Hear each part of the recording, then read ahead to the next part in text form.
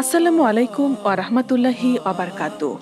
ইতিহাস নিয়ে ইকরা বাংলার আয়োজন হিস্ট্রি অব দ্য ডেতে সবাইকে স্বাগত। আজ আমরা ইতিহাসের পাতার ৪ মে নিয়ে কিছু জানব।